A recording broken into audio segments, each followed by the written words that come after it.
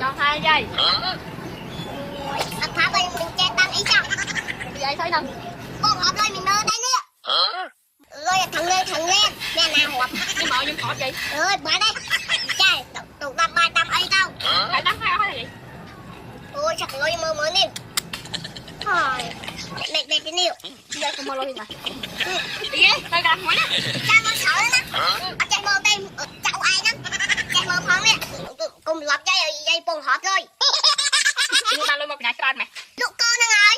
Ý cháu đi bơi. Trên mặt á. Qua cả tóc dây lúc cô qua nè. Tóc mơ nè. Ủa ra khả dây chẳng hả? Ý ở trên anh ấy cháu đi bơi. Ở trên tầng xa. Anh làm mẹ khá vậy. Thôi vậy giòn mũi tiết. Tôi là tê lôi dậy giòn thôi. Pha ấy lôi trai. Pha nè ọt á. Còn ba thì lôi ấy với lôi trai là nên là tay chết ọt ấy lôi. Lôi.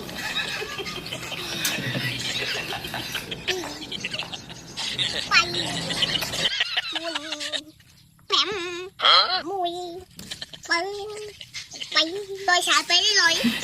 Quỳ. Không thấy à mẹ nào. Nên tôi chụp đấy.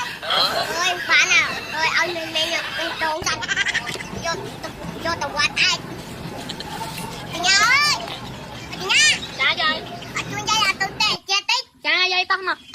Ơi vô lịch thờ ở cây xanh.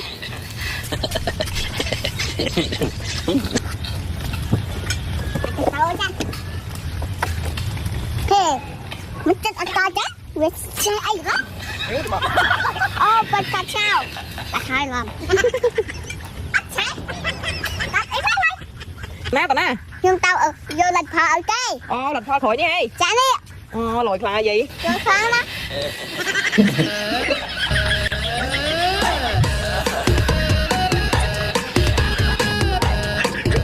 Hey đâu. Trả dây.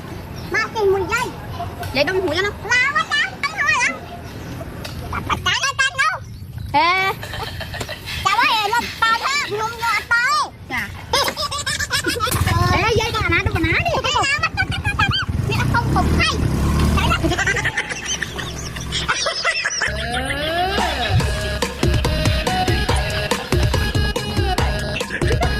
đâu. Trả dây. Mà tìm 10 giây. Vậy đông hủi cho nó. Lao quá tao. Tao thôi lắm. Tao trả nó tao đâu. Ê. Tao nói là tao thôi. Ngùng vô tao.